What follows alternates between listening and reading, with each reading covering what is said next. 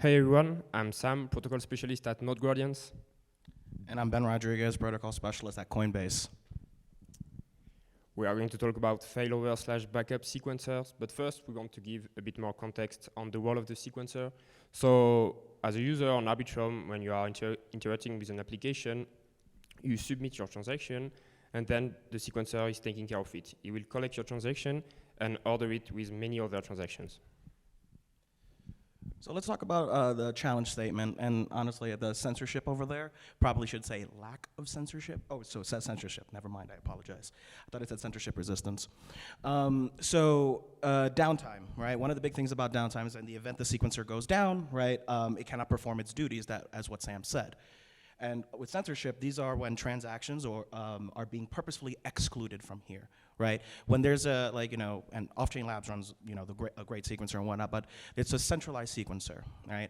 And, these things are at risk if it happened in December, for example, in which the sequencer did go down, right? So these are what we're gonna be talking about is the, proposal here about this specifically, or maybe like a plan rather, is just a purely additive security measure, right? And the main purpose here is to provide a fallback option in the event of unexpected situations, right? So such as downtime or any involvement of censorship, okay?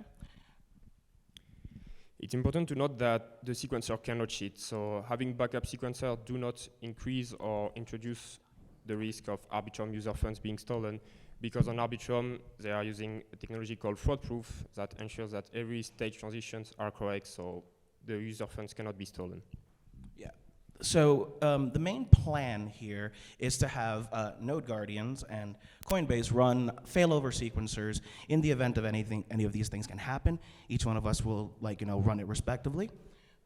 And then this approach, right, I want to be very clear about this, that this is not a substitute or anything like that for whatever decentralized sequencing looks like in the future, right? This is just a stopgap on the way there, right? Whatever decentralized sequencing looks like, whether it's through shared sequencing or, if it's decentralized sequencing through proof of stake or proof of governance, that would be the long-term goal. And this actually, if you think about it, is a little bit of an experiment for proof of governance in terms of sequencer election. Just wanted to be very, very clear about that. So if you got any questions, right, this is our information here, and that's it.